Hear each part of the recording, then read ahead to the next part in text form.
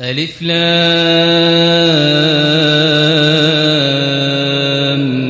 ميم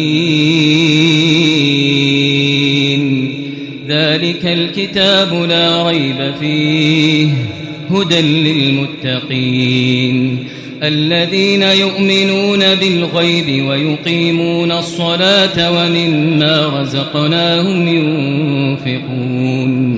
والذين يؤمنون بما أنزل إليك وما أنزل من قبلك وبالآخرة هم يوقنون أولئك على هدى من ربهم وأولئك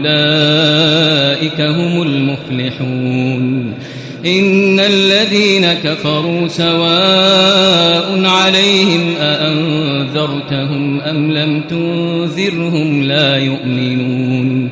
ختم الله على قلوبهم وعلى سمعهم وعلى أبصارهم غشاوة ولهم عذاب عظيم ومن الناس من يقول آمنا بالله وباليوم الآخر وما هم بمؤمنين يخادعون الله والذين آمنوا وما يخدعون إلا أنفسهم وما يشعرون في قلوبهم مرض فزادهم الله مرضا ولهم عذاب أليم بما كانوا يكذبون وإذا قيل لهم لا تفسدوا في الأرض قالوا إنما نحن مصلحون ألا إنهم هم المفسدون ولكن لا يشعرون وإذا قيل لهم آمنوا كما آمن الناس قالوا أنؤمن كما آمن السفهاء ألا إنهم هم السفهاء ولكن لا يعلمون وإذا لقوا الذين آمنوا قالوا آمنا وإذا خلوا إلى شياطينهم قالوا إنا معكم إنما نحن مستهزئون الله يستهزئ بهم ويمدهم في طغيانهم يعمهون أولئك الذين اشتروا الضلالة بالهدى فما ربحت تجارتهم وما كانوا مهتدين مثلهم كمثل الذي استوقد نارا فلما أضاءت ما حوله ذهب الله بنورهم وتركهم في ظلمات لا يبصرون صم بكم عمي فهم لا يرجعون أو كصيب من السماء فيه ظلمات ورعد وبرق يجعلون أصابعهم في آذانهم من الصواعق حذر الموت والله محيط بالكافرين يكاد البرق يخطف أبصارهم كلما أضاء لهم مشوا فيه وإذا أظلم عليهم قاموا ولو شاء الله لذهب بسمعهم وأبصارهم إن الله على كل شيء قدير يا أيها الناس اعبدوا ربكم الذي خلقكم والذين من قبلكم لعلكم تتقون الذي جعل لكم الأرض فراشا والسماء بناء وأنزل من السماء ماء فأخرج به من الثمرات رزقا لكم فلا تجعلوا لله أندادا وأنتم تعلمون وإن كنتم في ريب مما نزلنا على عبدنا فأتوا بسورة من مثله وادعوا شهداءكم من دون الله وادعوا شهداءكم من دون الله إن كنتم صادقين فإن لم تفعلوا ولن تفعلوا فاتقوا النار التي وقودها الناس والحجارة أعدت للكافرين وبشر الذين آمنوا وعملوا الصالحات أن لهم جنات تجري من تحتها الأنهار كلما رزقوا منها من ثمرة رزقا قالوا هذا الذي رزقنا من قبل وأتوا به متشابها ولهم فيها أزواج مطهرة وهم فيها خالدون إن الله لا يستحيي أن يضرب مثلا ما بعوضة فما فوقها فأما الذين آمنوا فيعلمون أنه الحق من ربهم وأما الذين كفروا فيقولون ماذا أراد الله بهذا مثلا يضل به كثيرا ويهدي به كثيرا وما يضل به إلا الفاسقين الذين ينقضون عهد الله من بعد ميثاقه ويقطعون ما أمر الله به أن يوصل ويفسدون في الأرض أولئك هم الخاسرون كيف تكفرون بالله وكنتم أمواتا فأحياكم ثم يميتكم ثم يحييكم ثم إليه ترجعون هو الذي خلق لكم ما في الأرض جميعا ثم استوى إلى السماء فسواهن 7 سماوات وهو بكل شيء عليم وإذ قال ربك للملائكة إني جاعل في الأرض خليفة قالوا أتجعل فيها من يفسد فيها ويسفك الدماء ونحن نسبح بحمدك ونقدس لك قال إني أعلم ما لا تعلمون وعلم آدم الأسماء كلها ثم عرضهم على الملائكة فقال أنبئوني بأسماء هؤلاء إن كنتم صادقين قالوا سبحانك لا علم لنا إلا ما علمتنا إنك أنت العليم الحكيم قال يا آدم أنبئهم بأسمائهم فلما أنبأهم بأسمائهم قال ألم أقل لكم إني أعلم غيب السماوات والأرض وأعلم ما تبدون وما كنتم تكتمون وإذ قلنا للملائكة اسجدوا لآدم فسجدوا إلا إبليس أبى واستكبر وكان من الكافرين وقلنا يا آدم اسكن أنت وزوجك الجنة وكلا منها رغدا حيث شئتما ولا تقربا هذه الشجرة فتكونا من الظالمين فأزلهما الشيطان عنها فأخرجهما مما كانا فيه وقلنا اهبطوا بعضكم لبعض عدو ولكم في الأرض مستقر ومتاع إلى حين فتلقى آدم من ربه كلمات فتاب عليه إنه هو التواب الرحيم قلنا اهبطوا منها جميعا فإما يأتينكم مني هدى فمن تبع هداي فلا خوف عليهم ولا هم يحزنون والذين كفروا وكذبوا بآياتنا أولئك أصحاب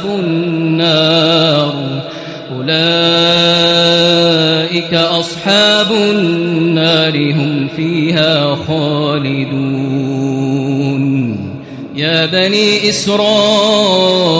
اذكروا نعمتي التي أنعمت عليكم وأوفوا بعهدي أوف بعهدكم وإياي فارهبون وآمنوا بما أنزلت مصدقا لما معكم ولا تكونوا أول كافر به ولا تشتروا بآياتي ثمنا قليلا وإياي فاتقون ولا تلبسوا الحق بالباطل وتكتموا الحق وأنتم تعلمون وأقيموا الصلاة وآتوا الزكاة واركعوا مع الراكعين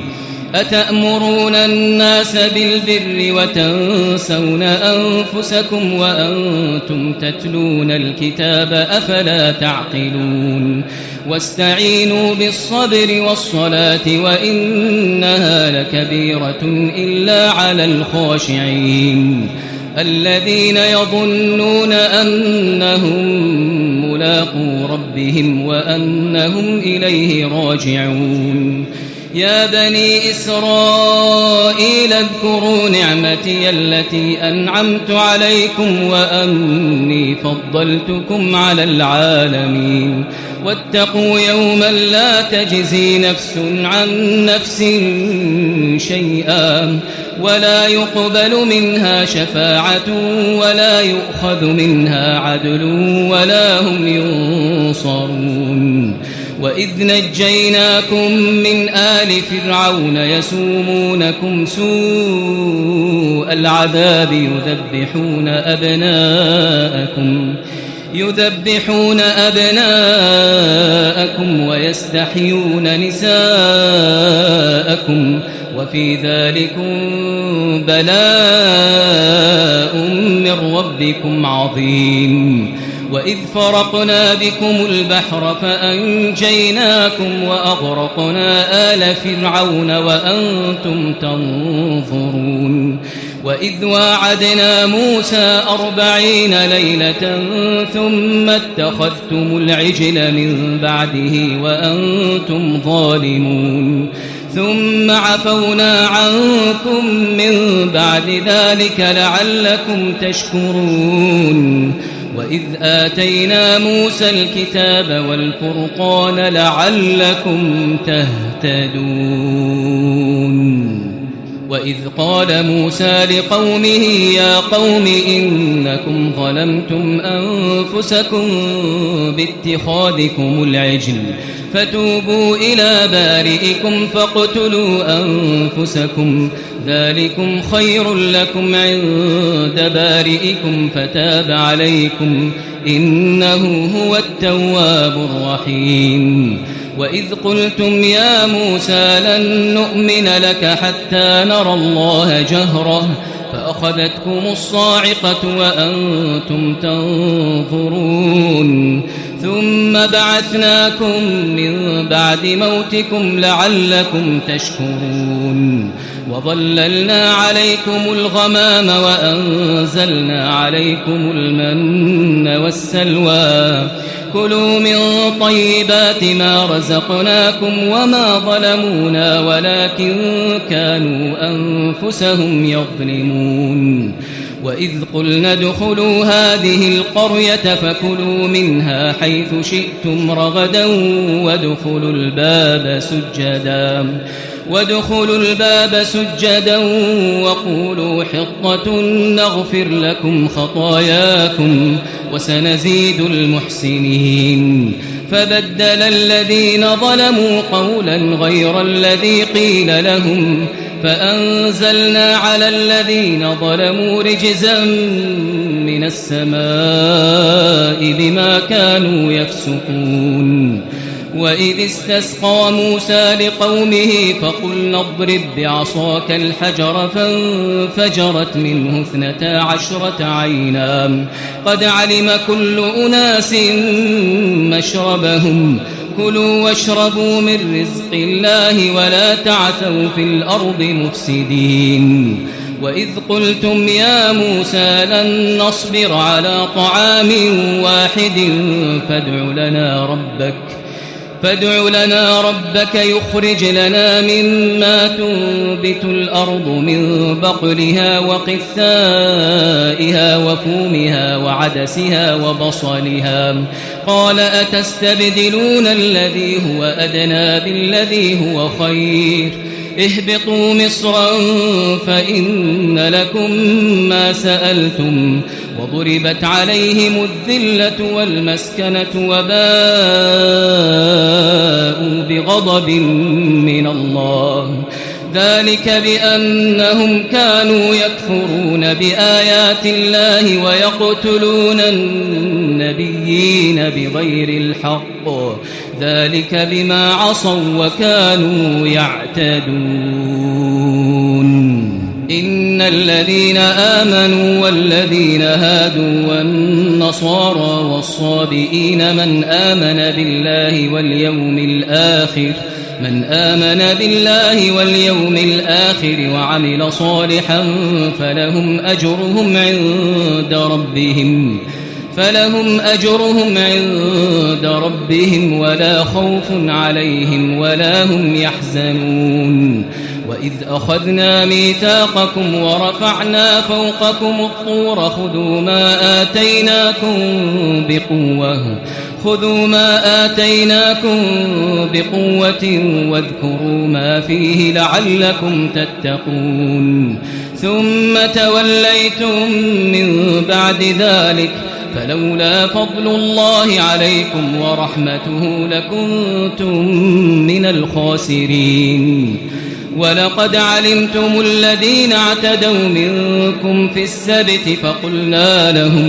فقلنا لهم كونوا قردة خاسئين فجعلناها نكالا لما بين يديها وما خلفها وموعظة للمتقين وإذ قال موسى لقومه إن الله يأمركم أن تذبحوا بقرة قالوا أتتخذنا هزوا قال أعوذ بالله أن أكون من الجاهلين قالوا ادع لنا ربك يبين لنا ما هي قال إنه يقول إنها بقرة لا فارض ولا بكر عوان بين ذلك فافعلوا ما تؤمرون قالوا ادع لنا ربك يبين لنا ما لونها قال إنه يقول إنها بقرة صفراء فاقع لونها تسر الناظرين قالوا ادع لنا ربك يبين لنا ما هي إن البقرة شابه علينا وإنا إن شاء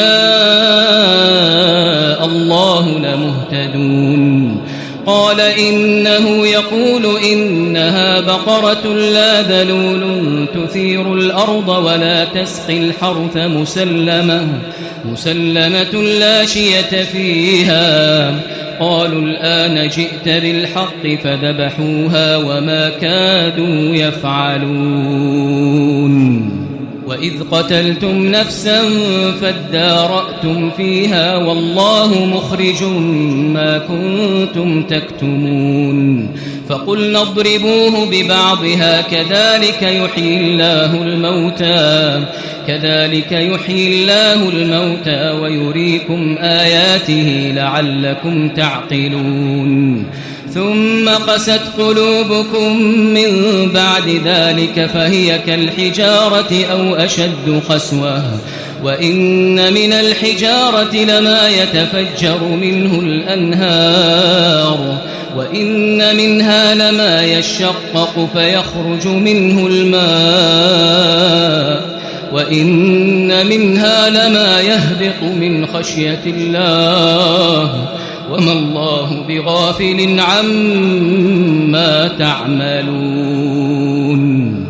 أفتطمعون أن يؤمنوا لكم وقد كان فريق منهم يسمعون كلام الله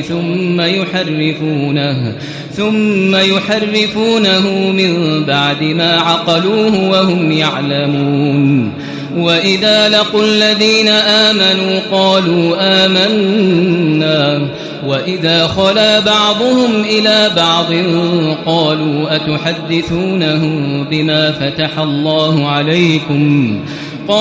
أتحدثونهم بما فتح الله عليكم ليحاجوكم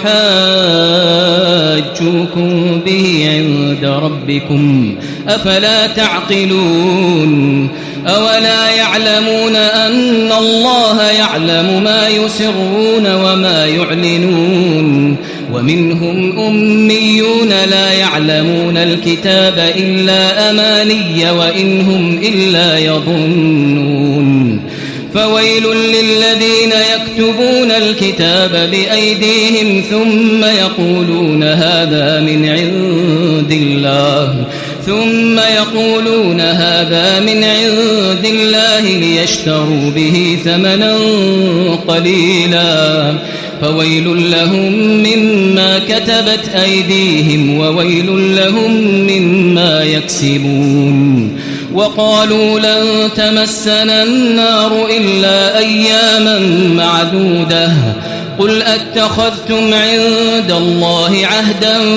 فلن يخلف الله عهده أم تقولون على الله ما لا تعلمون بلى من كسب سيئة وأحاطت به خطيئته فأولئك أصحاب النار هم فيها خالدون والذين آمنوا وعملوا الصالحات أولئك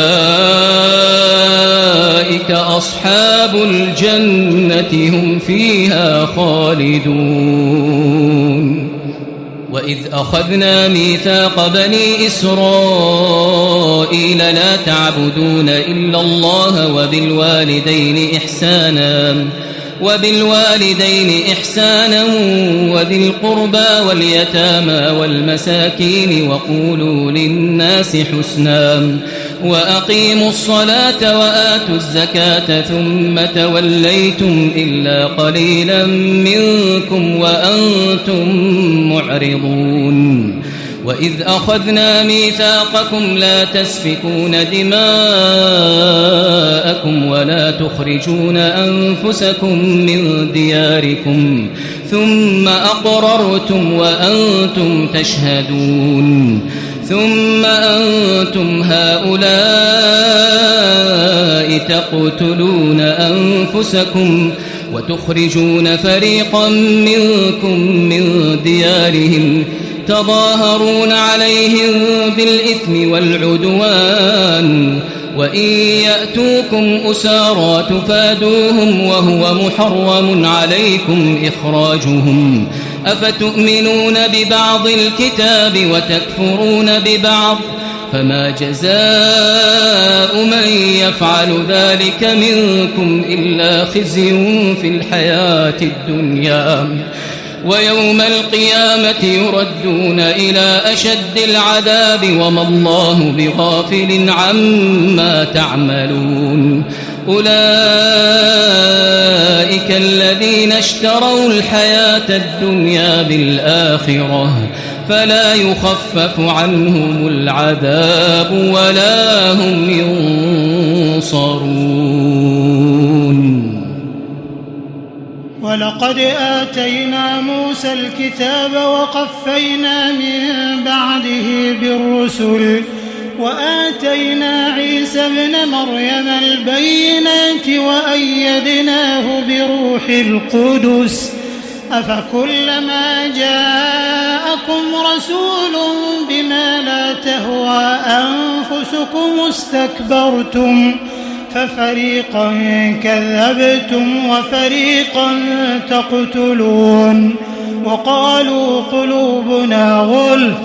بل لعنهم الله بكفرهم فقليلا ما يؤمنون ولما جاءهم كتاب من عند الله مصدق لما معهم وكانوا من قبل يستفتحون على الذين كفروا فلما جاءهم ما عرفوا كفروا به فلعنة الله على الكافرين بئس ما اشتروا به أنفسهم أن يكفروا بما أنزل الله بغيا أن ينزل الله من فضله على من يشاء من عباده فباءوا بغضب على غضب وللكافرين عذاب مهين وإذا قيل لهم آمنوا بما أنزل الله قالوا نؤمن بما أنزل علينا ويكفرون بما وراءه وهو الحق مصدقا لما معهم قل فلم تقتلون أنبياء الله من قبل إن كنتم مؤمنين ولقد جاءكم موسى بالبينات ثم اتخذتم العجل من بعده وأنتم ظالمون وإذ أخذنا ميثاقكم ورفعنا فوقكم الطور خذوا ما آتيناكم بقوة واسمعوا قالوا سمعنا وعصينا وأشربوا في قلوبهم العجل بكفرهم قل بئس ما يأمركم به إيمانكم إن كنتم مؤمنين قل إن كانت لكم الدار الآخرة عند الله خالصة من دون الناس فتمنوا الموت إن كنتم صادقين ولن يتمنوه أبدا بما قدمت أيديهم والله عليم بالظالمين ولتجدنهم أحرص الناس على حياة ومن الذين أشركوا يود أحدهم لو يعمر 1000 سنة وما هو بمزحزحه من العذاب أن يعمر والله بصير بما يعملون قل من كان عدوا لجبريل فإنه نزله على قلبك بإذن الله مصدقا لما بين يديه وهدى وبشرى للمؤمنين من كان عدوا لله وملائكته ورسله وجبريل وميكال فإن الله عدو للكافرين ولقد أنزلنا إليك آيات بينات وما يكفر بها إلا الفاسقون أو كلما عاهدوا عهدا نبذه فريق منهم بل أكثرهم لا يؤمنون ولما جاءهم رسول من عند الله مصدق لما معهم نبذ فريق من الذين أوتوا الكتاب كتاب الله وراء ظهورهم كأنهم لا يعلمون واتبعوا ما تتلو الشياطين على ملك سليمان وما كفر سليمان ولكن الشياطين كفروا يعلمون الناس السحر وما أنزل على الملكين ببابل هاروت وماروت وما يعلمان من أحد حتى يقولا إنما نحن فتنة فلا تكفر فيتعلمون منهما ما يفرقون به بين المرء وزوجه وما هم بضارين به من أحد إلا بإذن الله ويتعلمون ما يضرهم ولا ينفعهم ولقد علموا لمن اشتراه ما له في الآخرة من خلاق ولبئس ما شروا به أنفسهم لو كانوا يعلمون ولو أنهم آمنوا واتقوا لمثوبة من عند الله خير لو كانوا يعلمون يا أيها الذين آمنوا لا تقولوا راعنا وقولوا انظرنا واسمعوا وللكافرين عذاب أليم ما يود الذين كفروا من أهل الكتاب ولا المشركين أن ينزل عليكم من خير من ربكم والله يختص برحمته من يشاء والله ذو الفضل العظيم ما ننسخ من آية أو ننسها نأت بخير منها أو مثلها ألم تعلم أن الله على كل شيء قدير ألم تعلم أن الله له ملك السماوات والأرض وما لكم من دون الله من ولي ولا نصير أم تريدون أن تسألوا رسولكم كما سئل موسى من قبل ومن يتبدل الكفر بالإيمان فقد ضل سواء السبيل ود كثير من أهل الكتاب لو يردونكم من بعد إيمانكم كفارا حسدا من عند أنفسهم من بعد ما تبين لهم الحق فاعفوا واصفحوا حتى يأتي الله بأمره إن الله على كل شيء قدير وأقيموا الصلاة وآتوا الزكاة وما تقدموا لأنفسكم من خير تجدوه عند الله إن الله بما تعملون بصير وقالوا لن يدخل الجنة إلا من كان هودا أو نصارى تلك أمانيهم قل هاتوا برهانكم إن كنتم صادقين بلى من أسلم وجهه لله وهو محسن فله أجره عند ربه ولا خوف عليهم ولا هم يحزنون وقالت اليهود ليست النصارى على شيء وقالت النصارى ليست اليهود على شيء وهم يتلون الكتاب كذلك قال الذين لا يعلمون مثل قولهم فالله يحكم بينهم يوم القيامة فيما كانوا فيه يختلفون ومن أظلم ممن منع مساجد الله أن يذكر فيها اسمه وسعى في خرابها أولئك ما كان لهم أن يدخلوها إلا خائفين لهم في الدنيا خزي ولهم في الآخرة عذاب عظيم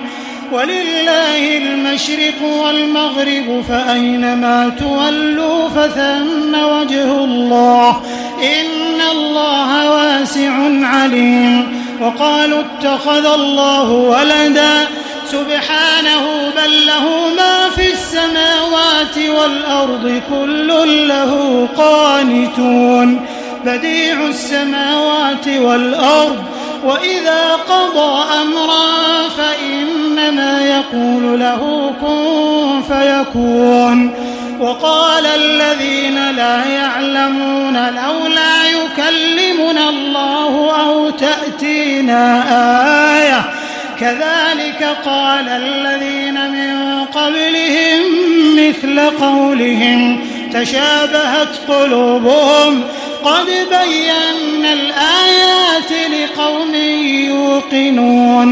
إنا أرسلناك بالحق بشيرا ونذيرا ولا تسأل عن أصحاب الجحيم. ولن ترضى عنك اليهود ولا النصارى حتى تتبع ملتهم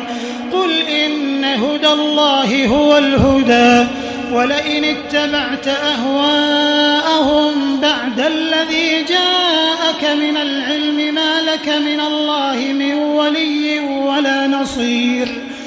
الذين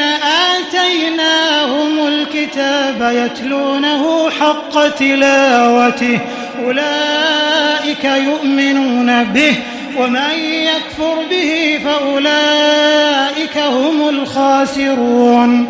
يا بني إسرائيل اذكروا نعمتي التي أنعمت عليكم وأني فضلتكم على العالمين. واتقوا يوما لا تجزي نفس عن نفس شيئا ولا يقبل منها عدل ولا تنفعها شفاعة ولا هم ينصرون. وإذ ابتلى إبراهيم ربه بكلمات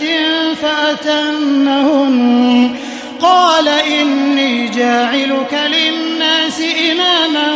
قال ومن ذريتي قال لا ينال عهد الظالمين. وإذ جعلنا البيت مثابة للناس وأمنا واتخذوا من مقام إبراهيم مصلى وعهدنا إلى إبراهيم وإسماعيل أن طهرا بيتي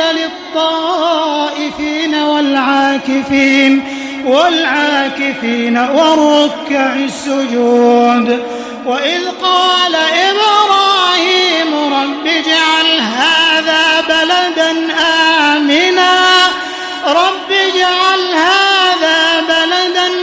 آمنا وارزق أهله من الثمرات من آمن منهم بالله واليوم الآخر قال ومن كفر فأمتعه قليلا ثم أضطره إلى عذاب النار وبئس المصير. وإذ يرفع إبراهيم القواعد من البيت وإسماعيل ربنا تقبل منا إنك أنت السميع العليم. ربنا واجعلنا مسلمين لك ومن ذريتنا أمة مسلمة لك وأرنا مناسكنا وتب علينا إنك أنت التواب الرحيم. ربنا وابعث فيهم رسولا منهم يتلو عليهم آياتك ويعلمهم الكتاب والحكمة ويزكيهم إنك أنت العزيز الحكيم. ومن يرغب عن ملة إبراهيم إلا من سفه نفسه ولقد اصطفيناه في الدنيا وإنه في الآخرة لمن الصالحين. إذ قال له ربه أسلم قال أسلمت لرب العالمين. ووصى بها إبراهيم بنيه ويعقوب يا بني إن الله اصطفى لكم الدين فلا تموتن إلا وأنتم مسلمون. أم كنتم شهداء إذ حضر يعقوب الموت إذ قال لبنيه ما تعبدون من بعدي قالوا نعبد إلهك وإله آبائك إبراهيم وإسماعيل وإسحاق إلها واحدا ونحن له مسلمون. تلك أمة قد خلت لها ما كسبت ولكم ما كسبتم ولا تسألون عما كانوا يعملون. وقالوا كونوا هودا أو نصارى تهتدوا قل بل ملة إبراهيم حنيفا وما كان من المشركين. قولوا آمنا بالله وما أنزل إلينا وما أنزل إلى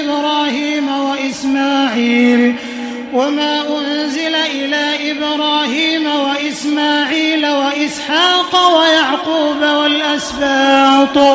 وما أوتي موسى وعيسى وما أوتي النبيون من ربهم لا نفرق بين أحد منهم ونحن له مسلمون. فإن آمنوا بمثل ما آمنتم به فقد اهتدوا وإن تولوا فإنما هم في شقاق فسيكفيكهم الله وهو السميع العليم. صبغة الله ومن أحسن من الله صبغة ونحن له عابدون. قل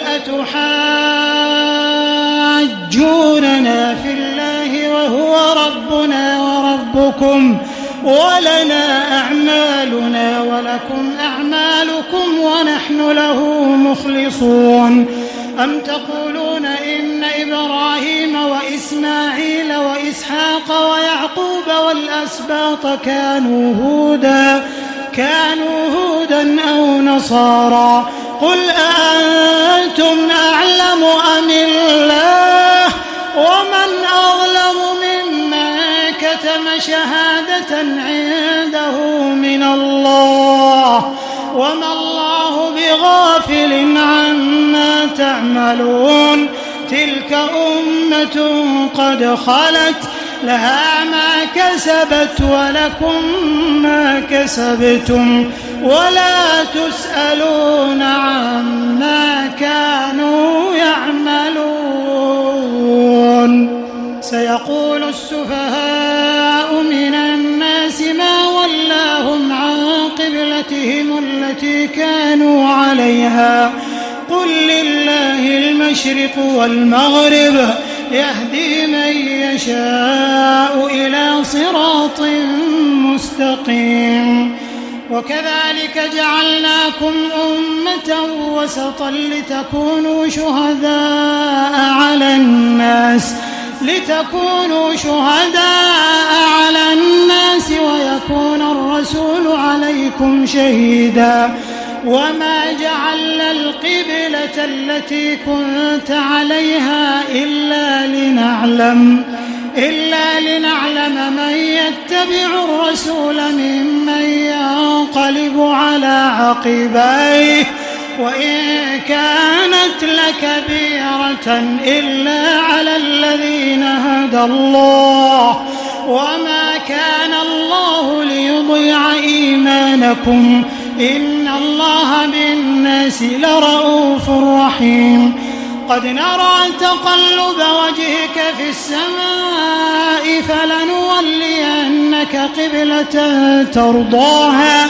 فول وجهك شطر المسجد الحرام وحيث ما كنتم فولوا وجوهكم شطرة وإن الذين أوتوا الكتاب ليعلمون أنه الحق من ربهم وما الله بغافل عما يعملون ولئن أتيت الذين أوتوا الكتاب بكل آية ما تبعوا قبلتك وما أنت بتابع قبلتهم وما بعضهم بتابع قبلة بعض ولئن اتبعت أهواءهم من بعد ما جاءك من العلم إنك إذا لمن الظالمين الذين آتيناهم الكتاب يعرفونه كما يعرفون أبناءهم وإن فريقا منهم ليكتمون الحق وهم يعلمون الحق من ربك فلا تكونن من الممترين ولكل وجهة هو موليها فاستبقوا الخيرات أينما تكونوا يأت بكم الله جميعا إن الله على كل شيء قدير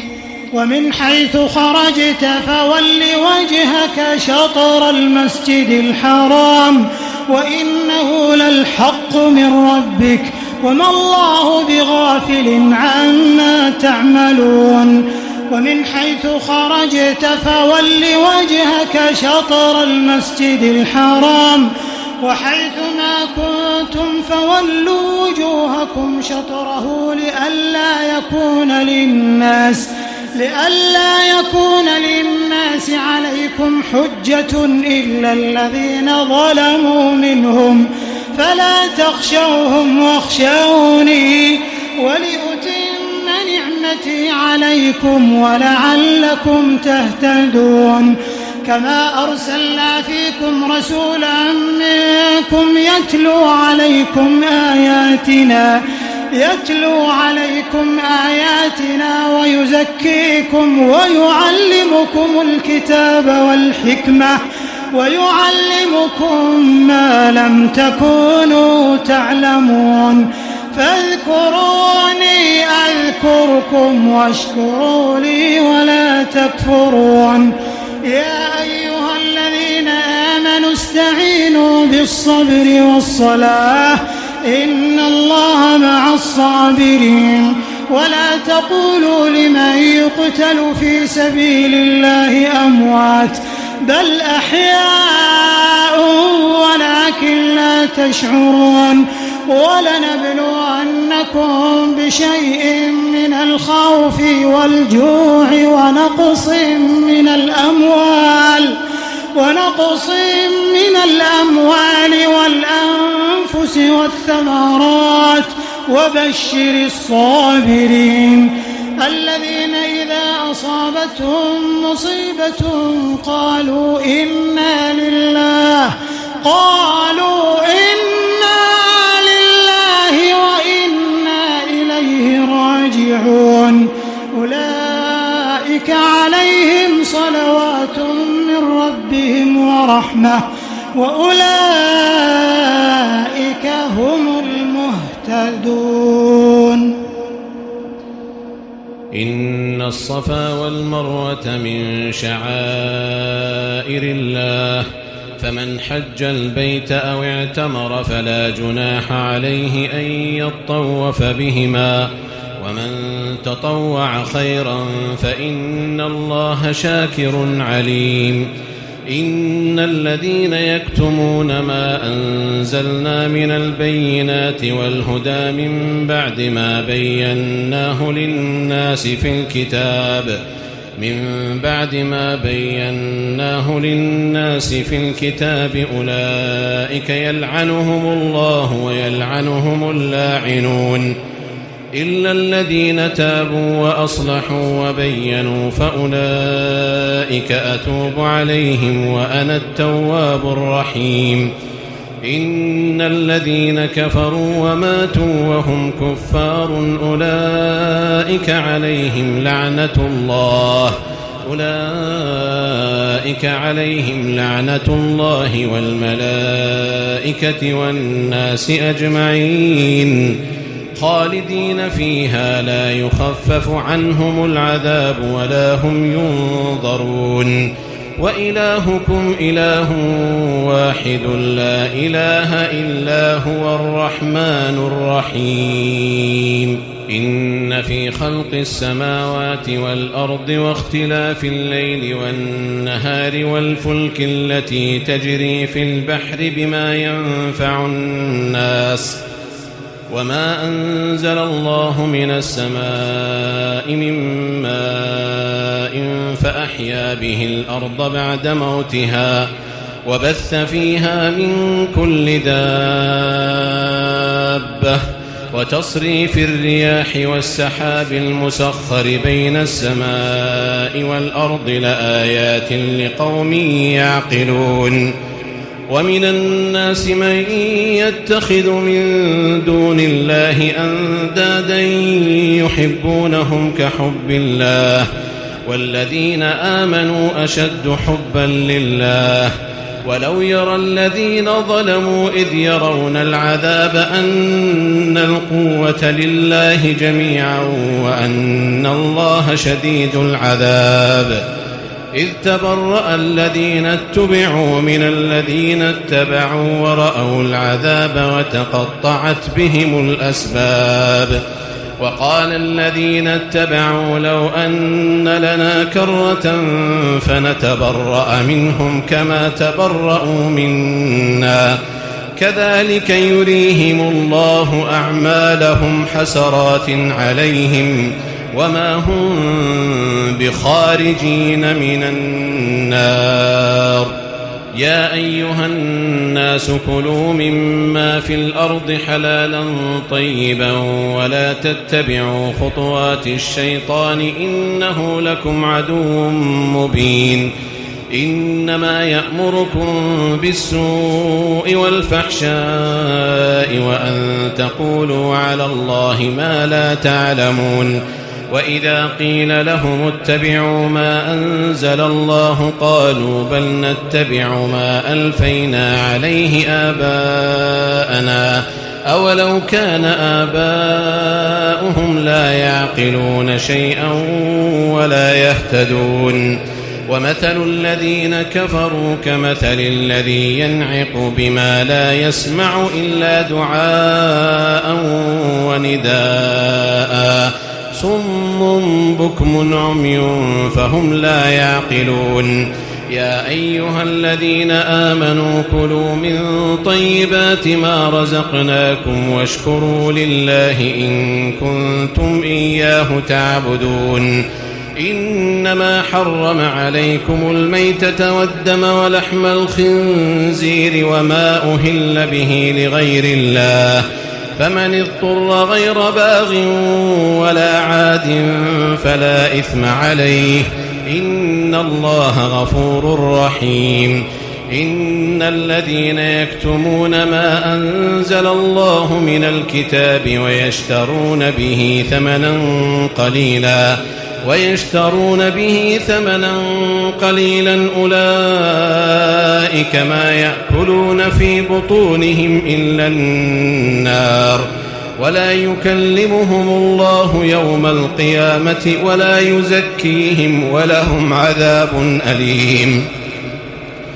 أولئك الذين اشتروا الضلالة بالهدى والعذاب بالمغفرة فما أصبرهم على النار ذلك بأن الله نزل الكتاب بالحق وإن الذين اختلفوا في الكتاب لفي شقاق بعيد ليس البر أن تولوا وجوهكم قبل المشرق والمغرب ولكن البر من آمن بالله واليوم الآخر والملائكة والكتاب والنبيين وآتى المال على حبه ذوي القربى واليتامى والمساكين وابن السبيل والسائلين وفي الرقاب وأقام الصلاة وآتى الزكاة والموفون بعهدهم إذا عاهدوا والصابرين في البأساء والضراء وحين البأس أولئك الذين صدقوا وأولئك هم المتقون. يا أيها الذين آمنوا كتب عليكم القصاص في القتلى الحر بالحر والعبد بالعبد والأنثى بالأنثى فمن عفي له من أخيه شيء فاتباع بالمعروف وأداء إليه بإحسان ذلك تخفيف من ربكم ورحمة فمن اعتدى بعد ذلك فله عذاب أليم. ولكم في القصاص حياة يا أولي الألباب لعلكم تتقون. كتب عليكم إذا حضر أحدكم الموت إن ترك خيرا الوصية للوالدين والأقربين بالمعروف حقا على المتقين فمن بدله بعدما سمعه فإنما إثمه على الذين يبدلونه إن الله سميع عليم. فمن خاف من موص جنفا أو إثما فأصلح بينهم فلا إثم عليه إن الله غفور رحيم. يا أيها الذين آمنوا كتب عليكم الصيام كما كتب على الذين من قبلكم لعلكم تتقون أياما معدودات فمن كان منكم مريضا أو على سفر فعدة من أيام أخر وعلى الذين يطيقونه فدية طعام مسكين فمن تطوع خيرا فهو خير له وأن تصوموا خير لكم إن كنتم تعلمون. شهر رمضان الذي أنزل فيه القرآن هدى للناس وبينات من الهدى والفرقان فمن شهد منكم الشهر فليصمه ومن كان مريضا أو على سفر فعدة من أيام أخر يريد الله بكم اليسر ولا يريد بكم العسر ولتكملوا العدة ولتكبروا الله على ما هداكم ولعلكم تشكرون. وإذا سألك عبادي عني فإني قريب أجيب دعوة الداع إذا دعان فليستجيبوا لي وليؤمنوا بي لعلهم يرشدون. أحل لكم ليلة الصيام الرفث إلى نسائكم هن لباس لكم وأنتم لباس لهن علم الله أنكم كنتم تختانون أنفسكم فتاب عليكم وعفى عنكم فالآن باشروهن وابتغوا ما كتب الله لكم وكلوا واشربوا حتى يتبين لكم الخيط الأبيض من الخيط الأسود من الفجر ثم أتموا الصيام إلى الليل ولا تباشروهن وأنتم عاكفون في المساجد تلك حدود الله فلا تقربوها كذلك يبين الله آياته للناس لعلهم يتقون. ولا تأكلوا أموالكم بينكم بالباطل وتدلوا بها إلى الحكام لتأكلوا فريقا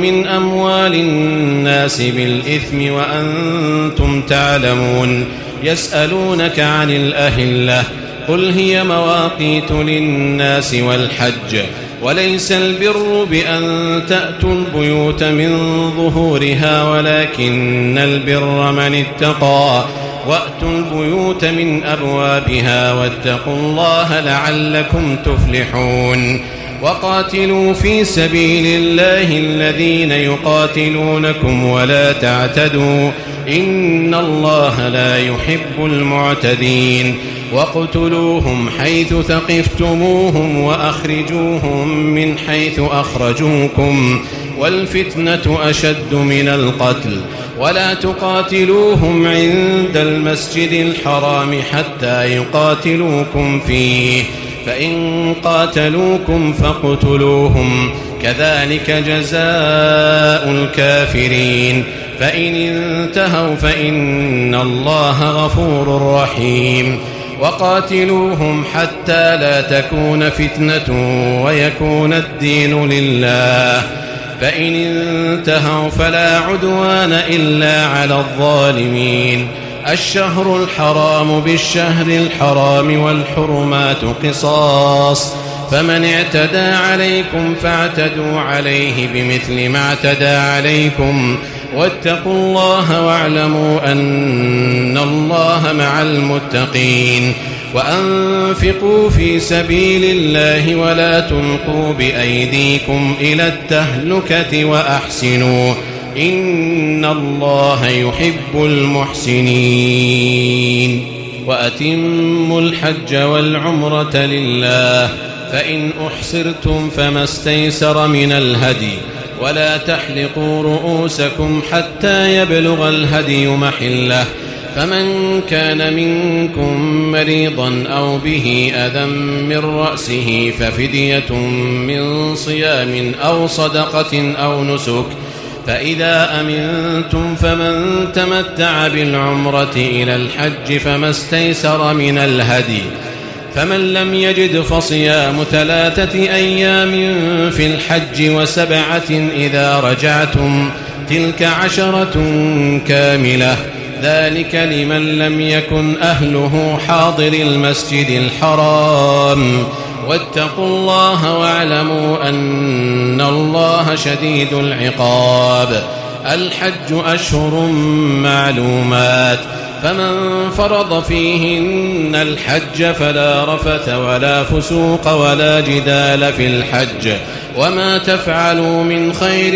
يعلمه الله وتزودوا فإن خير الزاد التقوى واتقون يا أولي الألباب ليس عليكم جناح أن تبتغوا فضلا من ربكم فإذا أفضتم من عرفات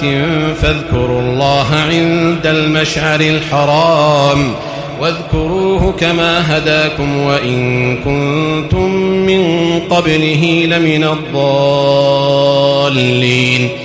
ثم أفيضوا من حيث أفاض الناس واستغفروا الله إن الله غفور رحيم فإذا قضيتم مناسككم فاذكروا الله كذكركم آباءكم أو أشد ذكرا فمن الناس من يقول ربنا آتنا في الدنيا وما له في الآخرة من خلاق ومنهم من يقول ربنا آتنا في الدنيا حسنة وفي الآخرة حسنة وقنا عذاب النار أولئك لهم نصيب مما كسبوا والله سريع الحساب واذكروا الله في أيام معدودات فمن تعجل في يومين فلا إثم عليه ومن تأخر فلا إثم عليه لمن اتقى واتقوا الله واعلموا أنكم إليه تحشرون ومن الناس من يعجبك قوله في الحياة الدنيا ويشهد الله على ما في قلبه وهو ألد الخصام وإذا تولى سعى في الأرض ليفسد فيها ويهلك الحرث والنسل والله لا يحب الفساد وإذا قيل له اتق الله أخذته العزة بالإثم فحسبه جهنم ولبئس المهاد ومن الناس من يشري نفسه ابتغاء مرضات الله والله رؤوف بالعباد. يا أيها الذين آمنوا ادخلوا في السلم كافة ولا تتبعوا خطوات الشيطان إنه لكم عدو مبين. فإن زللتم من بعد ما جاءتكم البينات فاعلموا أن الله عزيز حكيم. هل ينظرون إلا أن يأتيهم الله في ظلل من الغمام والملائكة وقضي الأمر وإلى الله ترجع الأمور. سل بني إسرائيل كم آتيناهم من آية بينة ومن يبدل نعمة الله من بعد ما جاءته فإن الله شديد العقاب.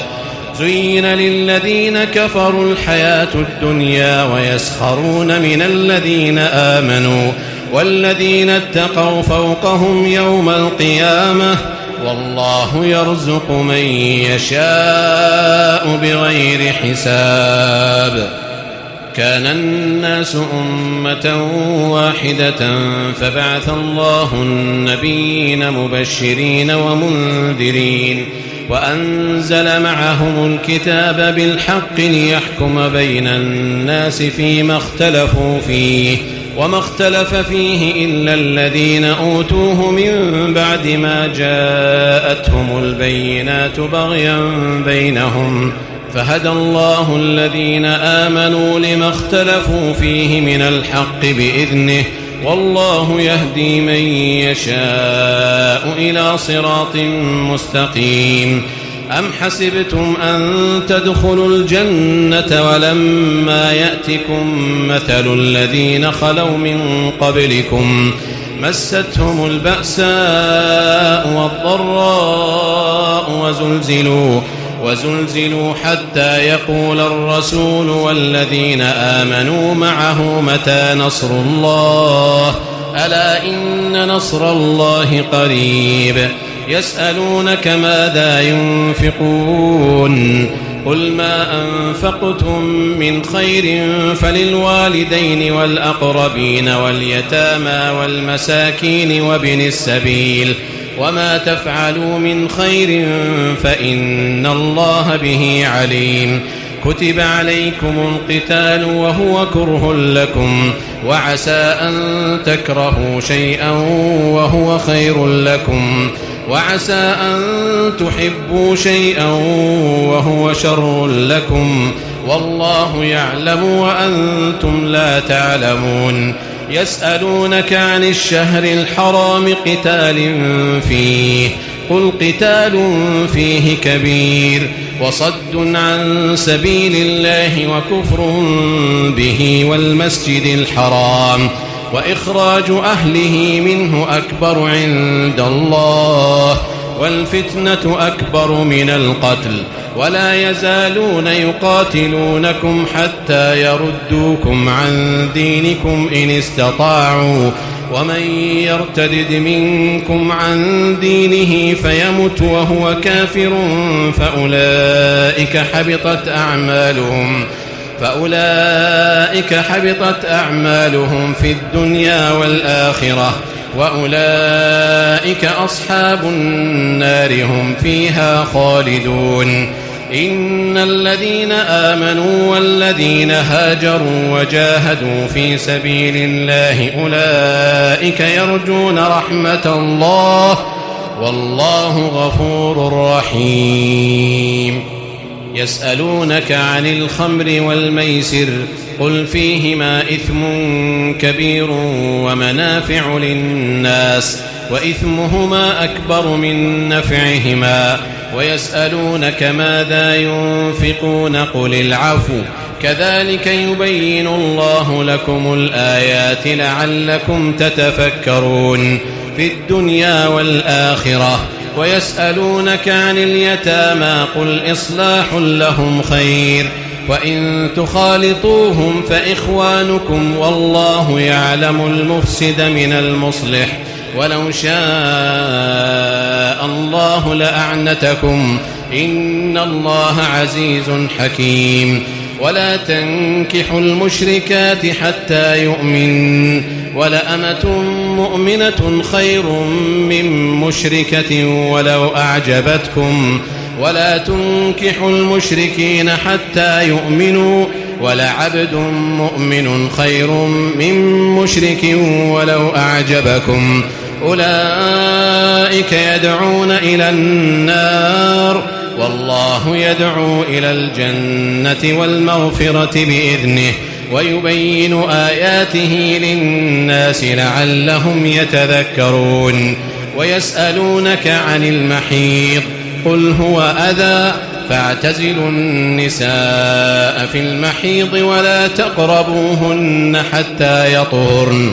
فإذا تطهرن فأتوهن من حيث أمركم الله إن الله يحب التوابين ويحب المتطهرين نساؤكم حرث لكم فأتوا حرثكم أنى شئتم وقدموا لأنفسكم واتقوا الله واعلموا أنكم ملاقوه وبشر المؤمنين ولا تجعلوا الله عرضة لأيمانكم أن تبروا وتتقوا وتصلحوا بين الناس والله سميع عليم لا يؤاخذكم الله باللغو في أيمانكم ولكن يؤاخذكم بما كسبت قلوبكم والله غفور حليم للذين يؤلون من نسائهم تربص 4 أشهر فإن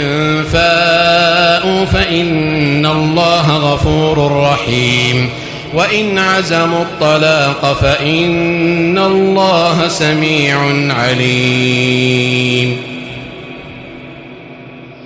والمطلقات يتربصن بأنفسهن 3 قروء ولا يحل لهن أن يكتمن ما خلق الله في أرحامهن إن كن يؤمن بالله واليوم الآخر وبعولتهن أحق بردهن في ذلك إن أرادوا إصلاحا ولهن مثل الذي عليهن بالمعروف وللرجال عليهن درجة والله عزيز حكيم الطلاق 2 فإمساك بمعروف أو تسريح بإحسان ولا يحل لكم أن تأخذوا مما آتيتموهن شيئا إلا أن يخافا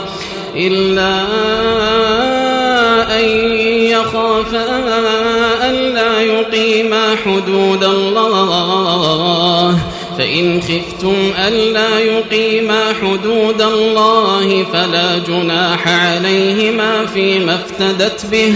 تلك حدود الله فلا تعتدوها ومن يتعد حدود الله فأولئك هم الظالمون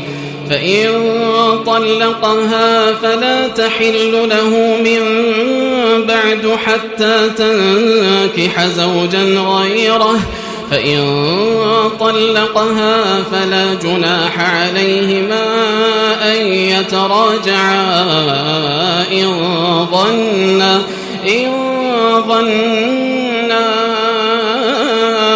أن يقيما حدود الله وتلك حدود الله يبينها لقوم يعلمون وإذا طلقتم النساء فبلغن أجلهن فأمسكوهن بمعروف فأمسكوهن بمعروف أو سرحوهن بمعروف ولا تمسكوهن ضرارا لتعتدوا ومن يفعل ذلك فقد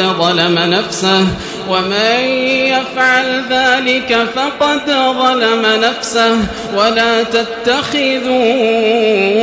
آيات الله هزوا واذكروا نعمة الله عليكم وما أنزل عليكم من الكتاب والحكمة واذكروا نعمة الله عليكم وما أنزل عليكم من الكتاب والحكمة يعظكم به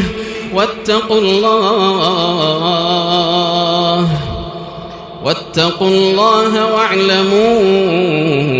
أن الله بكل شيء عليم. وإذا طلقتم النساء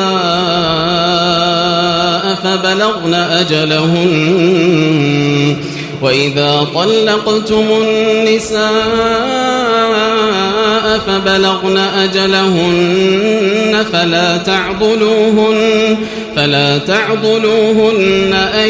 ينكحن أزواجهن إذا تراضوا بينهم بالمعروف ذلك يوعظ به من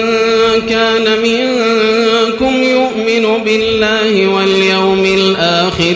ذلكم أزكى لكم وأطهر والله يعلم وأنتم لا تعلمون. والوالدات يرضعن أولادهن حولين كاملين لمن أراد أن يتم الرضاعة وعلى المولود له رزقهن وكسوتهن بالمعروف لا تكلف نفس إلا وسعها لا تضار والدة بولدها ولا مولود له بولده وعلى الوارث مثل ذلك فإن أرادا فصالا عن تراض منهما وتشاور فلا جناح عليهما وإن أردتم أن تسترضعوا أولادكم فلا جناح عليكم إذا سلمتم ما آتيتم بالمعروف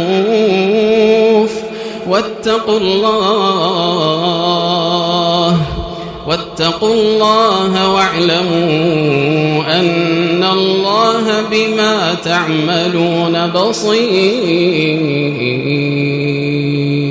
والذين يتوفون منكم ويذرون أزواجا يتربصن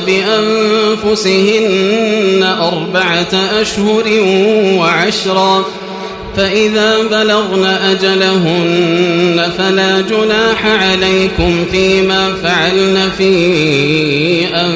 أنفسهن بالمعروف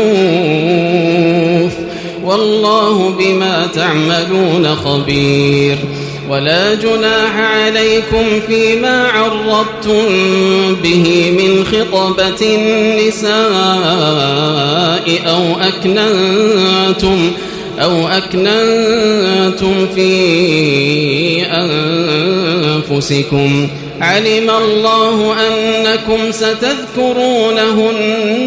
ولكن لا تواعدوهن سرا إلا أن تقولوا قولا معروفا ولا تعزموا عقدة النكاح حتى يبلغ الكتاب أجله واعلموا أن الله يعلم ما في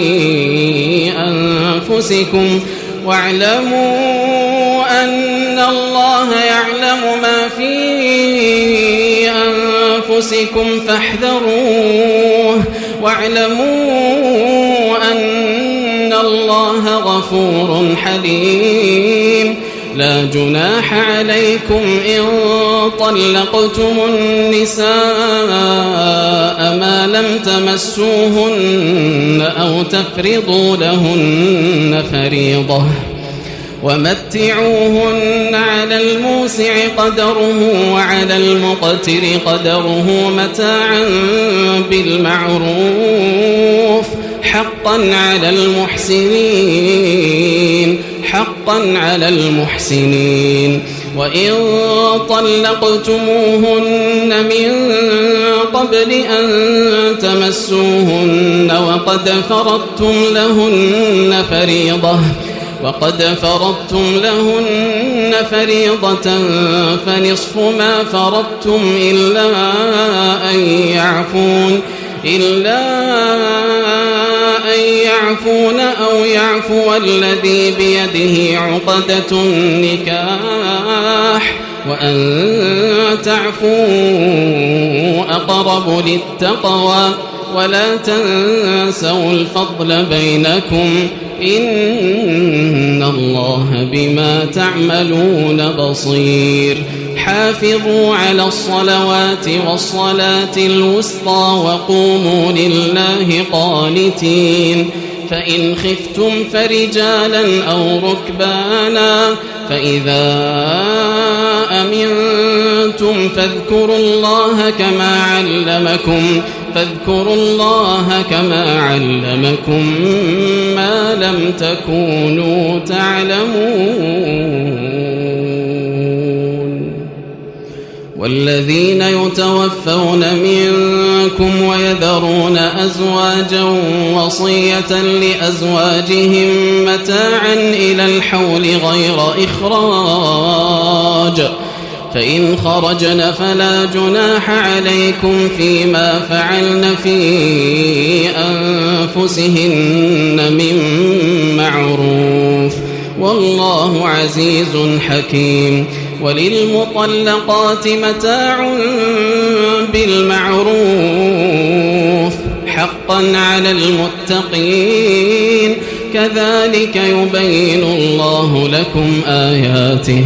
كذلك يبين الله لكم آياته لعلكم تعقلون ألم تر إلى الذين خرجوا من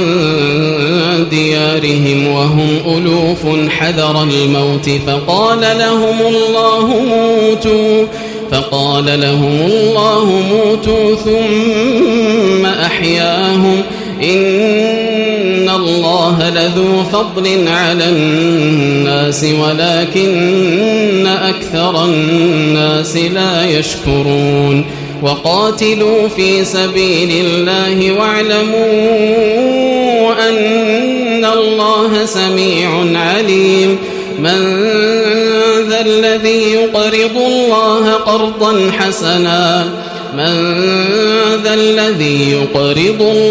قرضا حسنا فيضاعفه له أضعافا كثيرة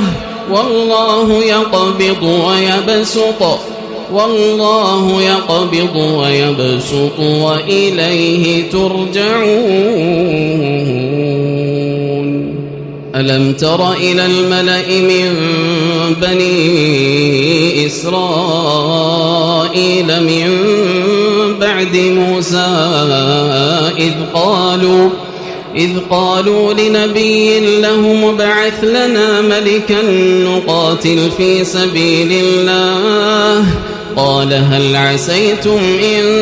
كتب عليكم القتال ألا تقاتلوا قالوا وما لنا ألا نقاتل في سبيل الله وقد أخرجنا من ديارنا وأبنائنا فلما كتب عليهم القتال تولوا إلا قليلا منهم والله عليم بالظالمين وقال لهم نبيهم إن الله قد بعث لكم طالوت ملكا قالوا أنى يكون له الملك علينا ونحن أحق بالملك منه ولم يؤت سعة من المال. قال إن الله اصطفاه عليكم وزاده بسطة في العلم والجسم والله يؤتي ملكه من يشاء والله واسع عليم. وقال لهم نبيهم إن آية ملكه أن يأتيكم التابوت فيه سكينة من ربكم وبقية مما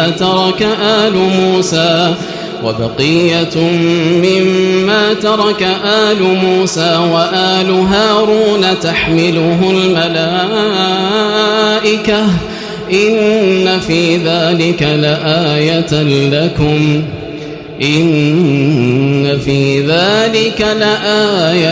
لكم إن كنتم مؤمنين. فلما فصل طالوت بالجنود قال إن الله مبتليكم بنهر فمن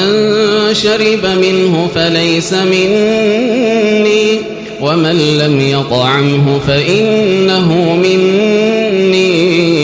إلا من اغترف غرفة بيده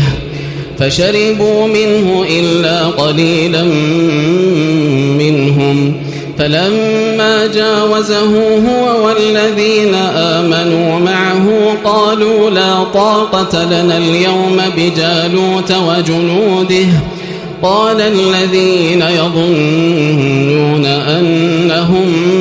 ملاقو الله كم من فئة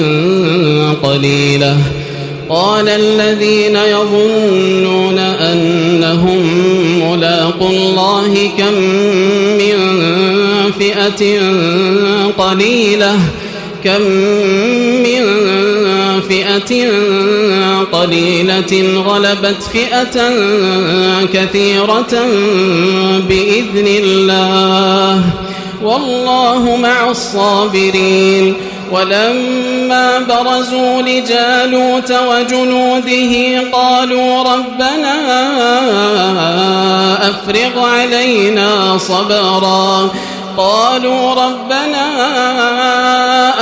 علينا صبرا وثبت أقدامنا وانصرنا على القوم الكافرين. فهزموهم بإذن الله. وقتل داود جالوت وآتاه الله الملك والحكمة وعلمه مما يشاء. ولولا دفع الله الناس بعضهم ببعض لفسدت الأرض ولكن الله ذو فضل على العالمين. تلك آيات الله نتلوها عليك بالحق وإنك لمن المرسلين. تلك الرسل فضلنا بعضهم على بعض منهم من كلم الله ورفع بعضهم درجات وآتينا عيسى ابن مريم البينات وأيدناه بروح القدس. ولو شاء الله ما اقتتل الذين من بعدهم من بعد ما جاءتهم البينات ولكن اختلفوا فمنهم من آمن ومنهم من كفر. ولو شاء الله ما اقتتلوا ولكن الله يفعل ما يريد.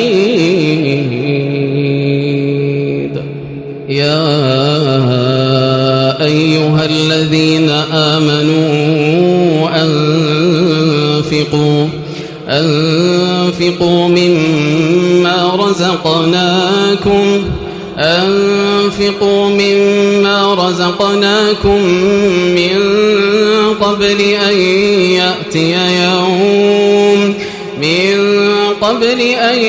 يأتي يوم لا بيع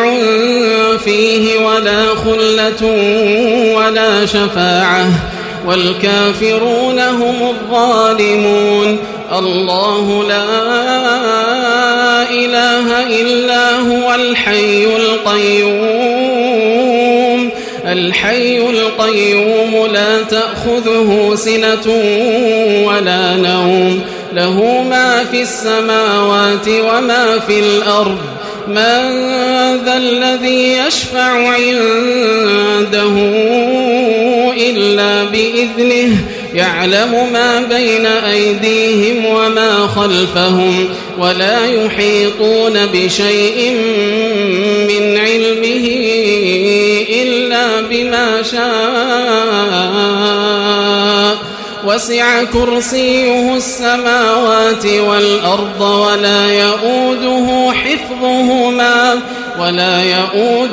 حفظهما وهو العلي العظيم. لا إكراه في الدين قد تبين الرشد من الغي. فمن يكفر بالطاغوت ويؤمن بالله فقد استمسك بالعروة الوثقى لا انفصام لها والله سميع عليم. الله ولي الذين آمنوا يخرجهم من الظلمات إلى النور والذين كفروا أولياؤهم الطاغوت يخرجونهم من النور إلى الظلمات. أولئك أصحاب النار هم فيها خالدون. ألم تر إلى الذي حاج إبراهيم في ربه أن آتاه الله الملك إذ قال إبراهيم ربي الذي يحيي ويميت قال أنا أحيي وأميت قال إبراهيم فإن الله يأتي بالشمس من المشرق فأت بها من المغرب فبهت الذي كفر والله لا يهدي القوم الظالمين. أو كالذي مر على قرية وهي خاوية على عروشها قال أنى يحيي هذه الله بعد موتها فأماته الله 100 عام ثم بعثه قال كم لبثت قال لبثت يوما أو بعض يوم قال بل لبثت 100 عام فانظر إلى طعامك وشرابك لم يتسنه وانظر إلى حمارك ولنجعلك آية للناس وانظر إلى العظام كيف ننشزها ثم نكسوها لحما فلما تبين له قال أعلم أن الله على كل شيء قدير. وإذ قال إبراهيم رب أرني كيف تحيي الموتى قال أولم تؤمن قال بلى ولكن ليطمئن قلبي قال فخذ 4 من الطير فصرهن إليك ثم اجعل على كل جبل منهن جزءا ثم ادعهن يأتينك سعيا واعلم